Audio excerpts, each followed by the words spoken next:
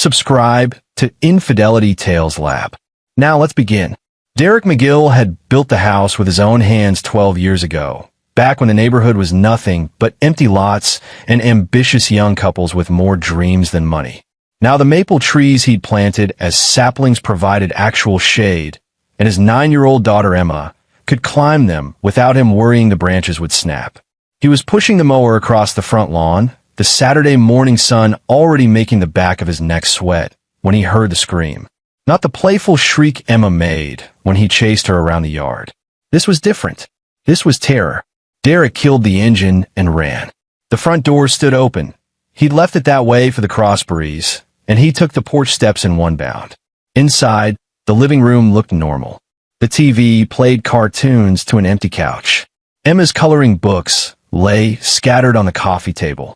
Then he heard his daughters muffled crying from the hallway. He found them in Emma's bedroom. His mother-in-law, Victoria Daly, had Emma pinned to the floor, one bony hand clamped over the girl's mouth, the other gripping her shoulder. Victoria's perfectly styled gray hair hadn't moved an inch, but her face was twisted into something Derek had never seen before. Not the cool disapproval she usually wore, but something raw and desperate. "You saw nothing," Victoria hissed, leaning close to Emma's tear-streaked face. "Say it. Say you saw nothing." Derek crossed the room in 2 strides and grabbed Victoria by the shoulders, hauling her up and away from his daughter. The older woman was surprisingly light, all sharp angles and expensive perfume. "What the hell are you doing?" Victoria's expression shifted so fast it should have won awards. The desperate fury vanished, replaced by her usual mask of dignified offense. She smoothed her blouse and let out a laugh that sounded like ice cracking. "Oh, Derek, don't be so dramatic. She's lying. She always lies. You know how children are." Emma scrambled backward until her back hit the wall, pulling her knees to her chest. Her whole body shook. She was wearing her favorite purple shirt with a unicorn on it, the one Derek's wife Lori had bought her for her birthday last month. Now it was twisted and rumpled from Victoria's grip. Emma doesn't lie. Derek kept himself between Victoria and his daughter, his hands curled into fists at his sides. His heart hammered against his ribs. "Emma, what happened?" "She's being ridiculous," Victoria said, her voice sharp now. "I was simply trying to have a conversation with my granddaughter, and she started this whole scene. Honestly, Derek, the drama in this house." "Dad." Emma's voice was so small. Her brown eyes, Lori's eyes, were huge in her pale face. "Dad, check her purse." Victoria's reaction was instant. Her face went from irritated to pale in a heartbeat, and her hand flew to the designer handbag hanging from her shoulder. This is absurd." "My purse." "What?" But Derek saw it. The fear. Just for a second, Victoria Daly was afraid, and that told him everything he needed to know. "Give me the purse." "Absolutely not. This is an invasion of privacy. I'm going to call Lori right now and tell her." Derek held out his hand. His voice came out flat and hard, the tone he'd used exactly twice in his marriage.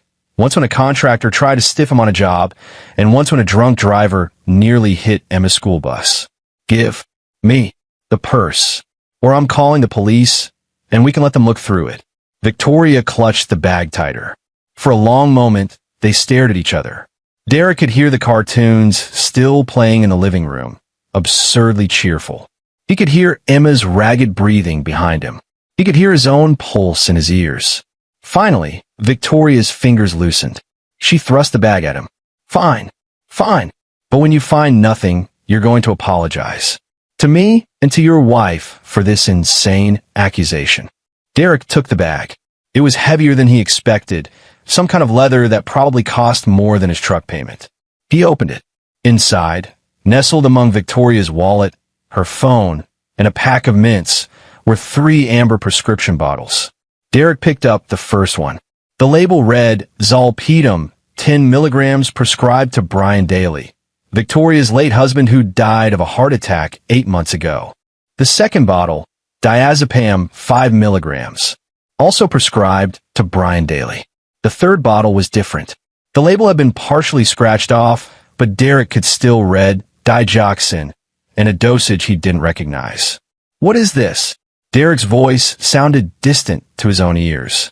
Why do you have Brian's prescriptions? Those are... I simply haven't cleaned out my purse since. It's been difficult since he passed.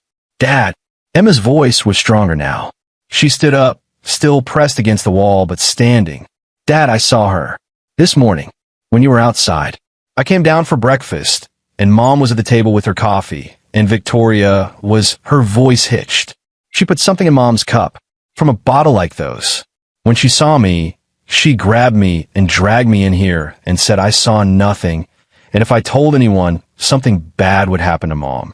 Derek McGill believed in 3 things: honest work, strong coffee, and keeping your word. At 36, he ran his own custom carpentry business in suburban Philadelphia, building decks and kitchen cabinets for people who wanted quality over speed. His hands were calloused, his truck was paid off, and he'd married Lori Daly 10 years ago in a ceremony small enough that everyone actually talked to each other. Life was good, simple, predictable. He should have known that wouldn't last. It was a Thursday afternoon in late September when Derek first noticed something was off. He'd knocked off work early. A client had postponed until next week and came home to find his 9-year-old daughter Emma sitting alone at the kitchen table, staring at her untouched snack like it might bite her. Hey, Cricket! He ruffled her dark hair as he passed, heading for the fridge. How was school? Fine. She didn't look up. Derek grabbed a beer and leaned against the counter, studying her. Emma was usually a chatterbox, eager to tell him about every detail of her day, who sat with who at lunch, what game they played at recess, whether Mrs. Patterson wore the funny cat sweater again.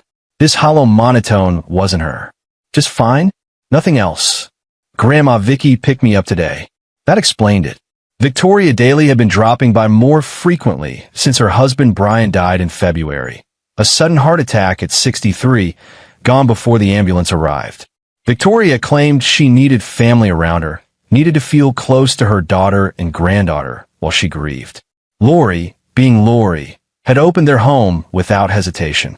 Derek tried to be understanding. He really did. But Victoria had a way of making him feel like he was tracking mud across a white carpet just by existing in his own house. That's nice of her, Derek said, trying to keep his tone neutral. Where's your mom? Lying down. She said her head hurt.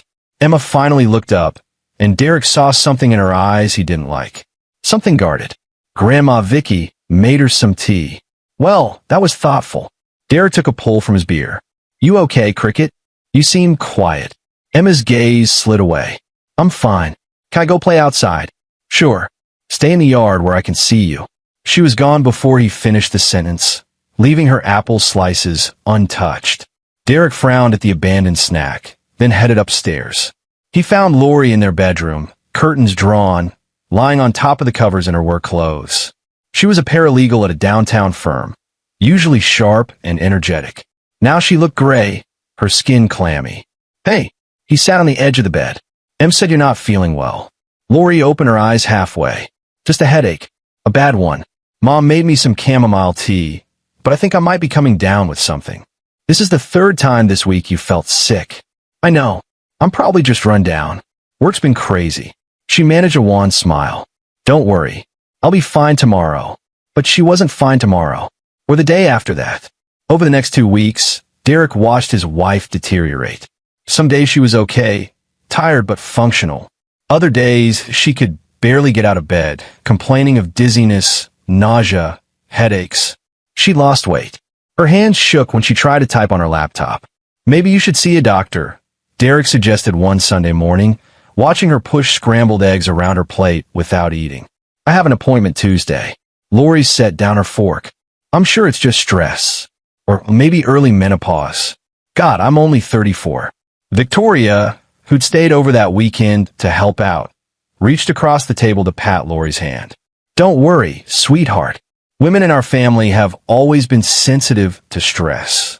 Your Aunt Carol had terrible spells in her 30s. Remember? Derek didn't remember because he'd never met Aunt Carol, who'd apparently died young of some vague illness Victoria never fully explained. But Lori nodded, seeming reassured by her mother's certainty. That was the thing about Victoria.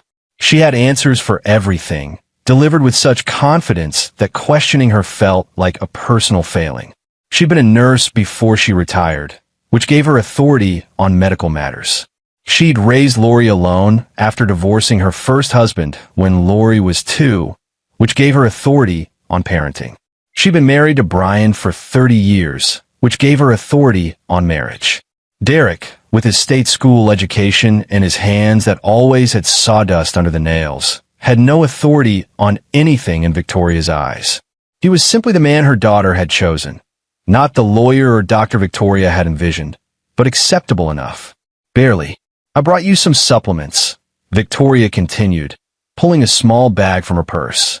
B vitamins, iron, some magnesium. They'll help with the fatigue. Thanks, Mom. Lori smiled gratefully. I don't know what I'd do without you. Derek said nothing. He was probably being paranoid. Victoria was helping. She was being supportive. The fact that he found her presence suffocating was his problem, not hers. But then Emma started acting strange. His daughter had always been comfortable around Victoria. Not close, exactly, but polite and affectionate in the way kids are with grandparents they see occasionally. But now Emma tensed whenever Victoria walked into a room. She found excuses to leave. She stopped talking about her day when Victoria was around. One evening, Derek found Emma hiding in the garage while he was organizing his tools. She was curled up behind a stack of lumber, her arms wrapped around her knees. Cricket? What are you doing out here? Nothing. But her voice was small, uncertain. Is Grandma Vicky gone? She's inside with Mom. Derek crouched down beside her. Is something wrong? Did Grandma do something? No. Too fast. Too definite. I don't like when she visits. Why not? Emma bit her lip. She's different when you're not around. A chill ran down Derek's spine. Different how? Just different. She says things. What kind of things? I don't want to talk about it. You'll think I'm lying. Derek put his hand on her shoulder. I would never think you're lying. You're the most honest person I know. Tell me. But Emma just shook her head, her eyes shining with unshed tears. Can we just stay out here for a while? Please. They sat together in the garage for 20 minutes, Derek pretending to reorganize his tool bench while Emma slowly relaxed. When they finally went inside, Victoria was putting on her coat in the foyer. There you are, she said coolly. Lori's asleep. I gave her something to help her rest. Her gaze lingered on Emma. Where have you two been? Garage. I was showing him how to use a level. Derek kept his voice casual. Thanks for staying with Lori. Victoria's smile didn't reach her eyes. Of course. That's what mothers do. She shifted her designer handbag to her other shoulder. I'll be back Saturday. We can't have Lori deteriorating like this without proper supervision. After she left, Derek locked the door and leaned against it, suddenly exhausted. Something was wrong. He couldn't articulate what exactly, but every instinct he had was screaming that something in his house, in his family, was badly wrong. He found Emma in her room, sitting on her bed with her stuffed elephant clutched to her chest. Hey, he sat down beside her. I know you don't want to talk about Grandma Vicky, but I need you to do something for me. If she ever does anything that makes you uncomfortable, or if she says something that scares you, I want you to tell me right away. Okay. Emma nodded, but wouldn't meet his eyes. I'm serious. Cricket. Right away. No matter what she says, no matter what she threatens. She didn't threaten me, Emma said quickly. Too quickly. Derek's jaw tightened. But she said something. Dad, please. I don't want to make things worse. Worse how? Emma finally looked at him, and what he saw in her face made his heart clench. Fear. His 9-year-old daughter was afraid. I don't want Mom to get sicker.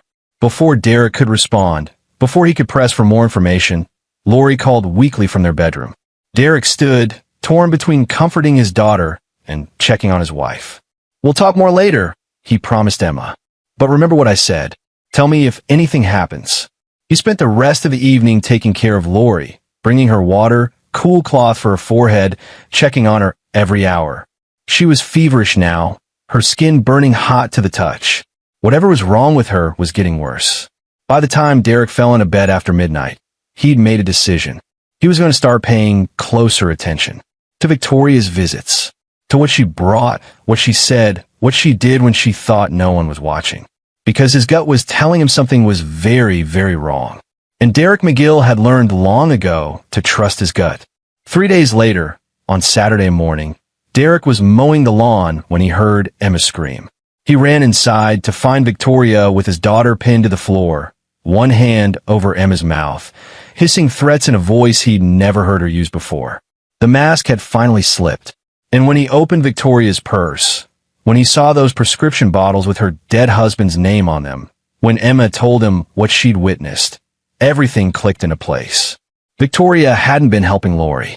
She'd been poisoning her.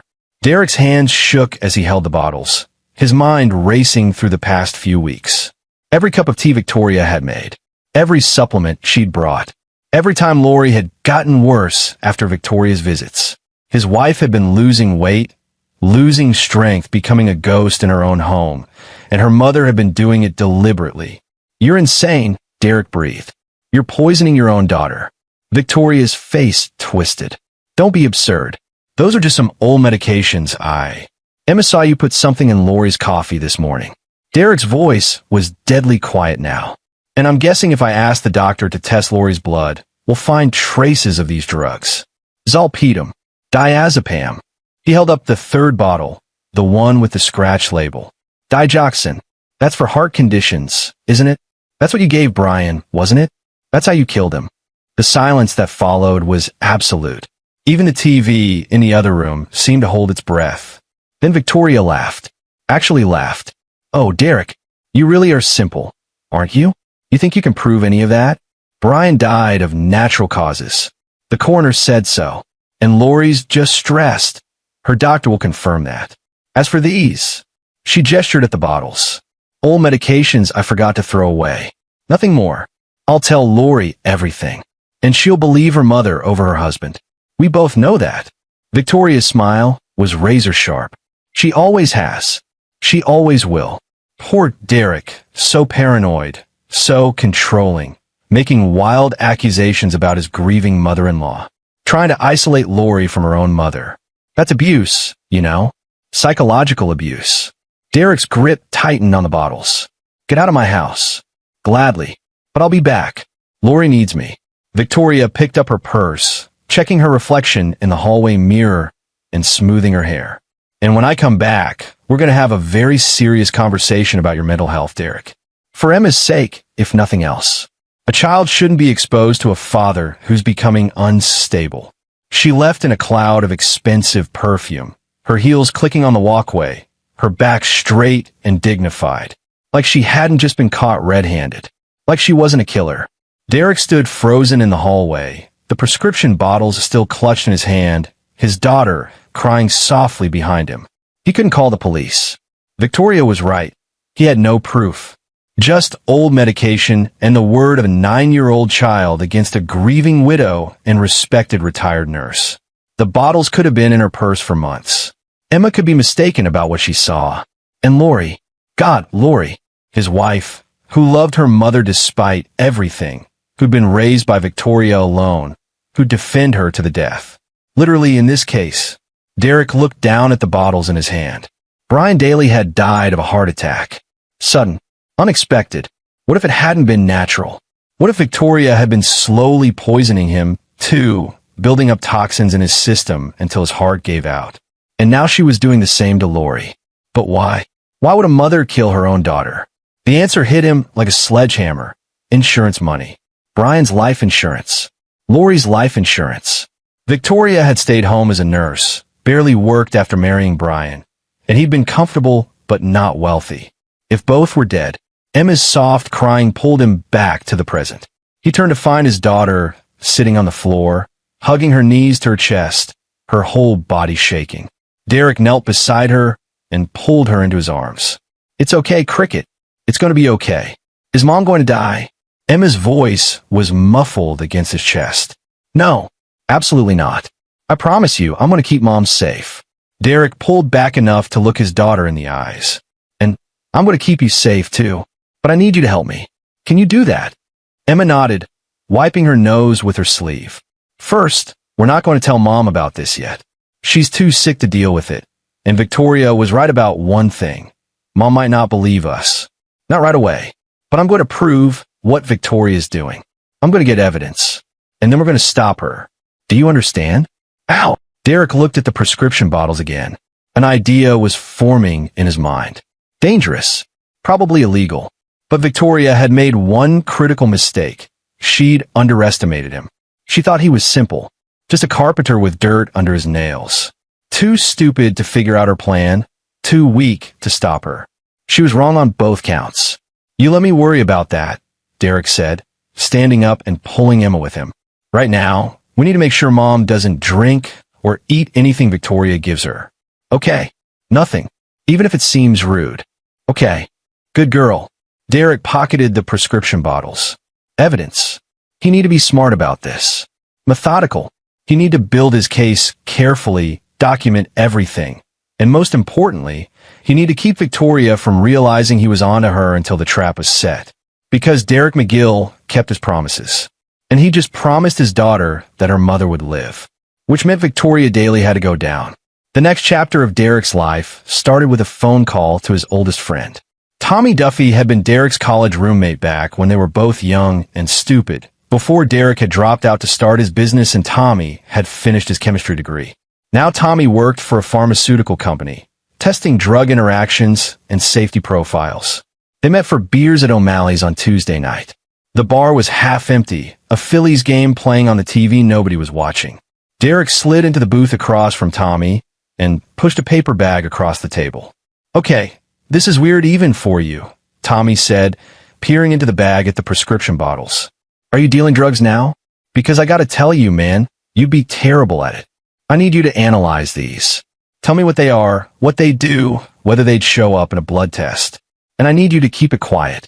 Tommy's expression shifted from amused to concerned. Derek, what's going on? My mother-in-law is poisoning my wife. The words hung in the air between them. Tommy didn't laugh. Didn't tell Derek he was crazy. He just looked at his friend's face, the circles under his eyes, the new lines around his mouth, and nodded slowly. Tell me everything. Derek did. He laid out the whole story. Lori's mysterious illness, Emma's fear, Victoria's increasing presence, the confrontation Saturday morning. By the time he finished, his beer was warm and untouched. Tommy pulled the bottles from the bag, examining the labels. Okay, Zolpidem is Ambien, sleeping medication. Diazepam is Valium, anxiety, muscle relaxation. Digoxin. He frowned. That's for heart conditions. Congestive heart failure, atrial fibrillation. It slows the heart rate, makes it beat more effectively. What happens if you give it to someone who doesn't need it? In small doses over time, you build up toxic levels, cause nausea, confusion, vision problems, irregular heartbeat. Eventually, Tommy met Derek's eyes. Eventually, it could cause cardiac arrest, especially if combined with other medications, like the ones used to kill Brian Daly. Jesus Christ. Tommy set the bottles down. Derek, if you're right about this, I am right. Then you need to go to the police. Not me. The police. With what evidence? Old medication in her purse? Victoria's a retired nurse. She'll say she forgot to dispose of them. And Emma's 9 years old. Her testimony alone won't hold up, especially against Victoria's reputation. Derek leaned forward. I need proof that Lori's being drugged. I need a blood test showing these medications in her system. And I need to figure out Victoria's endgame, so I can prove motive. The blood test I can help with. I have a friend who does independent lab work. But, Derek, Tommy's expression was troubled. What are you planning to do once you have proof? Whatever it takes to stop her. They sat in silence for a moment. Finally, Tommy sighed and pocketed one of the bottles. I'll analyze these, see what I can find out. And I'll talk to my friend about testing Lori's blood. But you need to promise me you won't do anything stupid. Define stupid. Derek, I promise I won't do anything until I have all the facts. It wasn't quite what Tommy had asked for, but it was the best Derek could offer. After they parted ways, Derek drove home slowly, his mind working through the puzzle. Victoria was killing Lori. That was the what. The why was almost certainly money, insurance payouts, inheritance, maybe control of Emma. But the how was what interested Derek now. Victoria was careful, methodical. She'd been doing this for weeks, maybe months, slowly building up the drugs in Lori's system. Slow enough that it looked like natural illness. Slow enough that by the time anyone realized what was happening, it would be too late. But she'd made two mistakes. She'd let Emma see her, and she'd underestimated Derek. Derek pulled into his driveway and sat in the truck for a moment, staring at his house. The maple trees he'd planted were losing their leaves, red and gold carpeting the lawn. The porch light was on. Lori always left it on for him. Inside, his wife and daughter were probably getting ready for bed, going through the evening routine they'd done 1,000 times before. Normal life. Ordinary life. Victoria was trying to take that away. She was trying to kill Lori, leave Emma without a mother, and Derek had no doubt she'd find a way to take Emma from him, too. Paint him as an unfit father, maybe. Unstable. Use his accusations against him. Not going to happen. Derek got out of the truck and headed inside. He found Lori in the living room, wrapped in a blanket on the couch, watching TV. She looked a little better tonight. Her color was back, her eyes clearer. That made sense. Victoria hadn't visited since Saturday. No more poison in her system. Hey, Derek sat down beside her, pulling her close. How are you feeling? Better, actually. Maybe whatever bug I had is finally passing. She snuggled against him. Mom called earlier. She wants to come over tomorrow to check on me. Derek's jaw tightened. I don't think that's a good idea. Why not? Because. He chose his words carefully. Because you're finally starting to feel better. And you know how stressed you get when she visits. Maybe you need some time to just rest and recover without anyone hovering. Lori pulled back to look at him. She's my mother, Derek. She's just trying to help. I know. But sometimes help can be exhausting. That's all I'm saying. He could see her wavering. Part of Lori knew Derek was right. Victoria's help often left her more drained than before.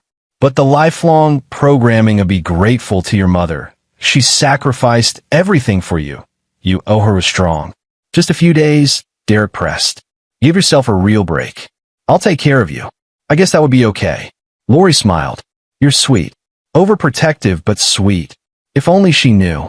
That night, after Lori fell asleep, Derek sat at his laptop in the garage and started researching.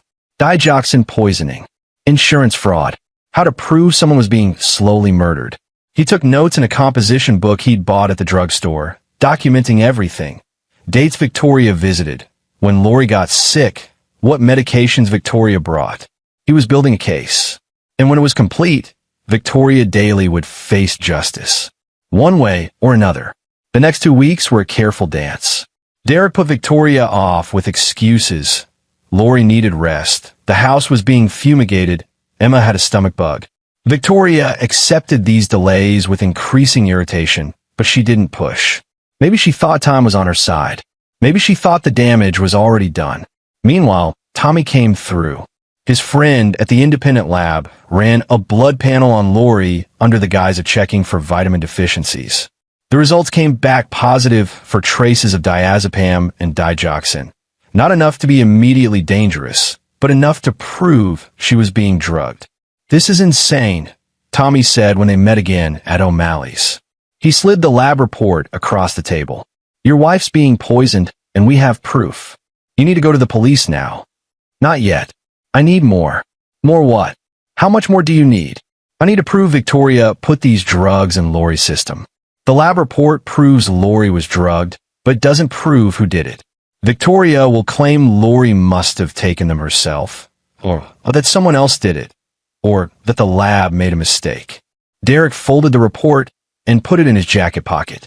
I need to catch her in the act. And how do you plan to do that? By giving her the opportunity. Tommy stared at him. You're going to let her try to poison Lori again? Are you out of your mind? I'm going to let her think she has the opportunity. There's a difference. Derek leaned back in the booth. Lori's feeling better now, strong enough to handle this. I'm going to tell her everything tonight, show her the lab results. Once she knows what her mother's been doing, we'll set a trap. Derek, Victoria thinks I'm stupid. She thinks I'll never figure it out, and even if I do, I won't be able to prove it. She's arrogant. That's her weakness. Derek's voice was cold, certain, and I'm going to use that arrogance to destroy her. That night, Derek sat Lori down at the kitchen table and told her the truth.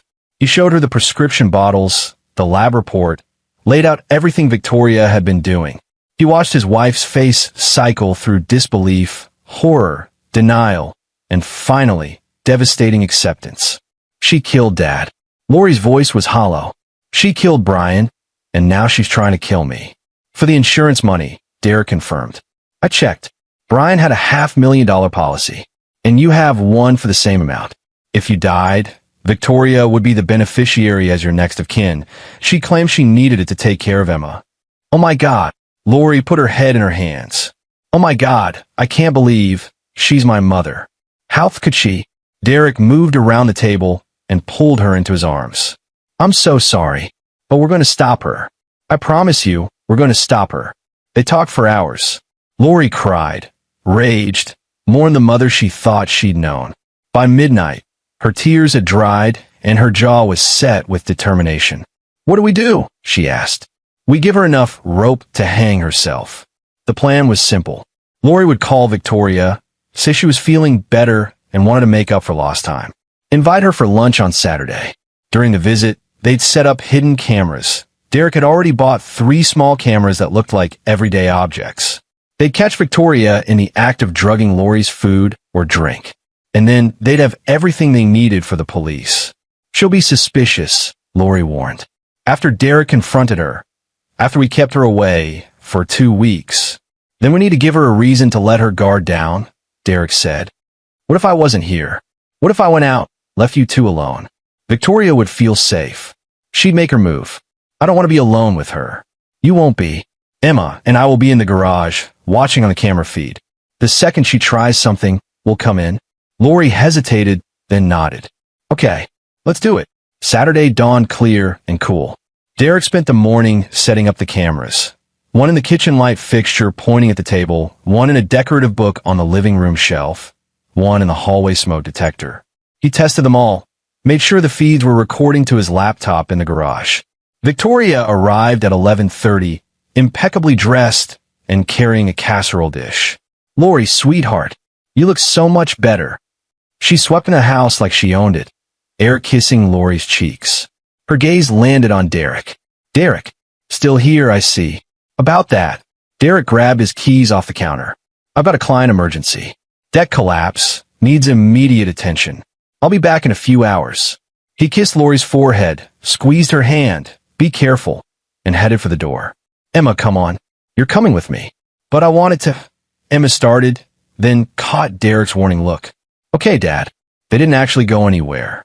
Derek pulled the truck out of the driveway, parked it 2 blocks away, and walked back through the neighbors' yards. He and Emma slipped into the garage through the side door and settled in front of the laptop, watching the camera feeds. Inside the house, Victoria was already at work. On the kitchen camera, Derek watched her unpack the casserole, chicken and rice, one of Lori's favorites. But before putting in the oven, Victoria pulled a small bottle from her purse and added several drops of clear liquid to the dish, stirring it in. Got you, Derek breathed. But Victoria wasn't done. While the casserole warmed, she made tea. Derek watched her prepare 2 cups, watched her pull another bottle from her purse, the digoxin, he'd bet his life on it, and dump a significant amount into 1 cup. Not drops this time. A large dose. This wasn't slow poisoning anymore. This was endgame.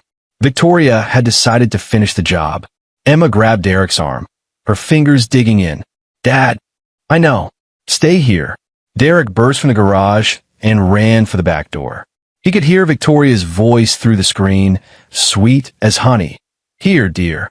Drink your tea while it's hot. It'll help settle your stomach. Derek crashed through the door. Victoria spun around, the drugged teacup in her hand, guilt written all over her face for just a second before the mask slammed back into place. Derek, what are you? I thought you had an emergency. Give me the cup. This is ridiculous. I'm just giving my daughter tea. Lori, don't drink that. Derek crossed the kitchen in 3 strides and took the cup from Victoria's hand. Don't drink or eat anything she brought. Victoria's face twisted with fury. You're insane. You're actually insane. Lori, you need to see what he's doing. He's trying to isolate you from me, poison you against me. I know what you've been doing, Mom. Lori's voice was ice. I know about the drugs, about Brian, about everything. The silence that followed was arctic. Victoria's face went through several expressions: shock, fear, calculation, before settling on righteous anger. I have no idea what you're talking about. If you've been drugged, maybe you should look at your paranoid husband. We have proof. Derek held up his phone, showing the camera feed. We have you on video adding something to Lori's food and drink. We have lab results showing she's been poisoned. We have your dead husband's prescription medications. We have Emma's eyewitness testimony. He stepped closer.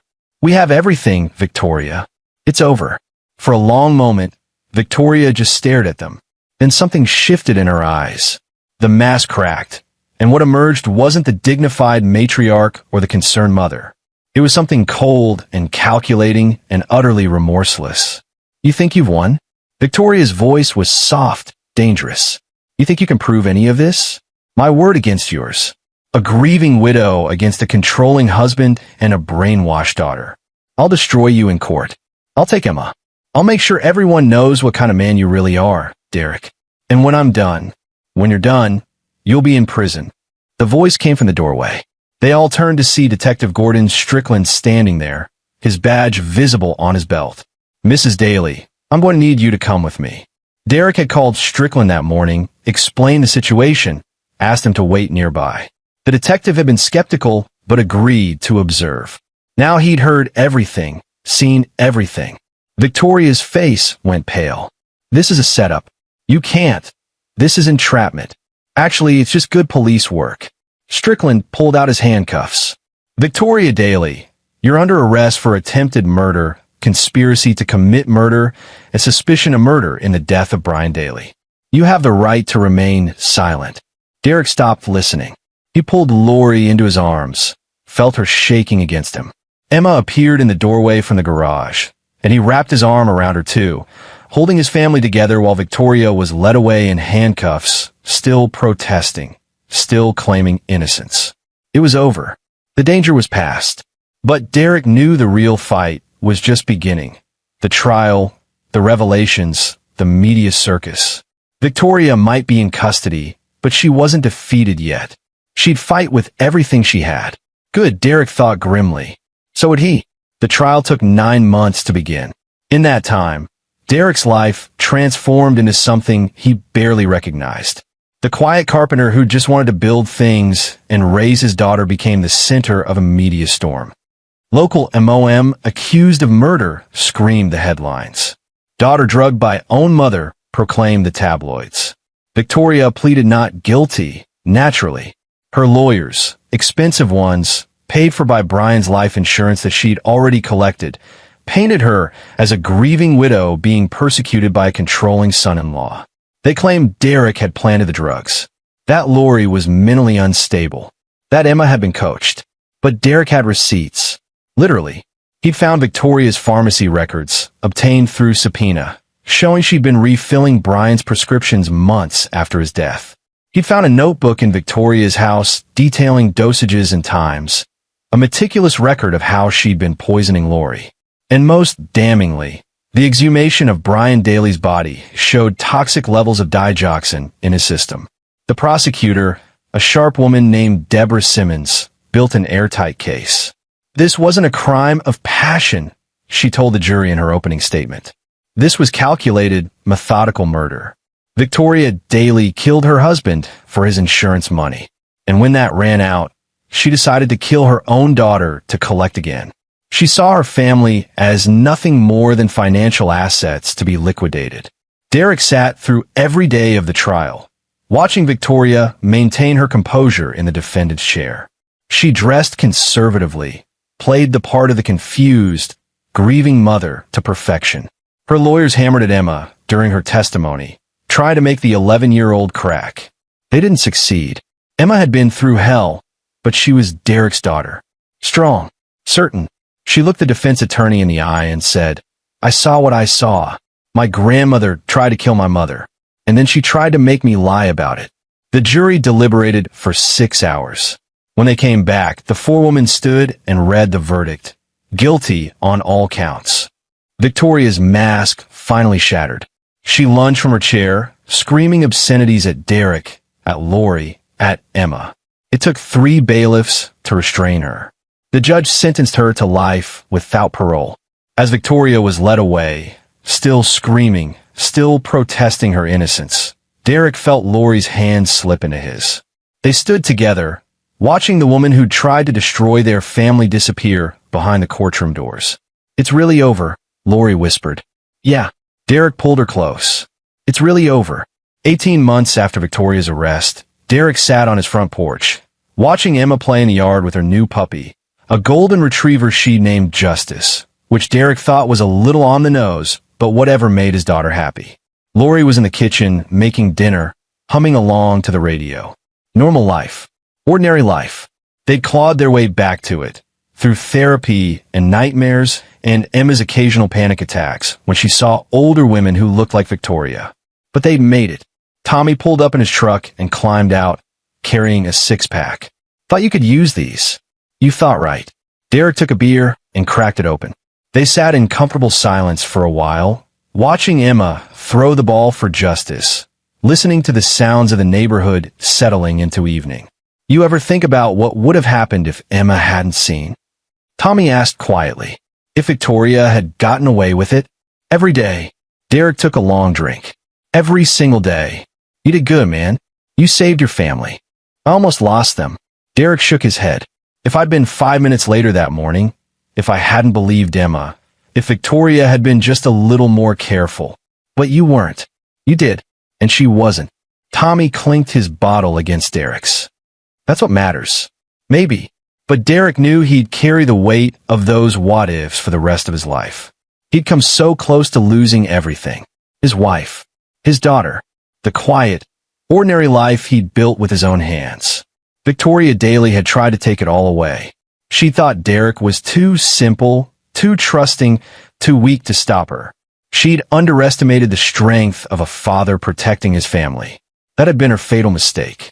Derek took another sip of beer and smiled as Emma's laughter rang across the yard.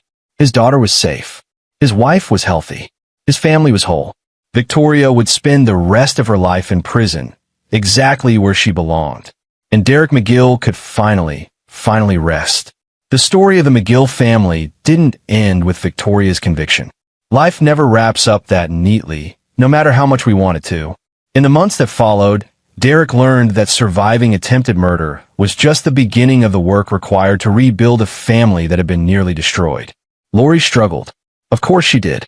How do you process the fact that your mother, the woman who raised you, who you loved unconditionally, tried to kill you for money? She went to therapy twice a week, joined a support group for victims of family violence, and on bad days, she'd sit in the garage with Derek while he worked, not talking, just being present. Emma had nightmares. Sometimes Derek would wake at 3 in the morning to find his daughter standing in his bedroom doorway, clutching her stuffed elephant, asking if he'd checked the locks. He always had. He checked them 3 times every night now, a ritual he suspected he'd maintain for years to come. But there were good days too. Days when Lori smiled without that shadow of grief behind her eyes.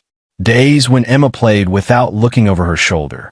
Days when the 3 of them would pile onto the couch with Justice the puppy and watch movies, eating popcorn, being boring and normal and alive.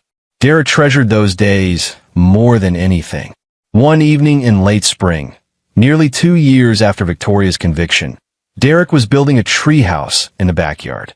Emma had asked for one, and Derek had thrown himself into the project with enthusiasm. He was securing the platform when Lori climbed the ladder to sit beside him, dangling her legs over the edge. "This is really nice," she said, running her hand over the smooth wood. "You're good at this. Building things?" "Yeah, it's kind of my job." "No, I mean," Lori paused, searching for words. "Building our life back. Making us whole again. You're good at that too." Derek set down his hammer. "I didn't do it alone." "No, but you started it. When I wanted to give up, when I couldn't see past what she did, you kept pushing forward. You kept us moving." Lori leaned her head on his shoulder. "I don't think I ever thanked you for that. For saving my life. For believing Emma. For not giving up on us." "Lori," Derek put his arm around her. "You're my family. There was never any question of giving up." They sat together in the half-finished treehouse, watching the sun set behind the maple trees Derek had planted 15 years ago. Emma was inside doing homework, the puppy at her feet. Dinner was in the oven. Tomorrow, Derek had a job installing custom cabinets in a new house across town. Ordinary life. Hard-won and precious beyond measure. I love you, Lori said quietly. I love you too. And in that moment, sitting in a half-built treehouse with his wife, Derek finally felt it. Peace. Real peace. Not the waiting for the other shoe to drop kind he'd been living with. Victoria was gone.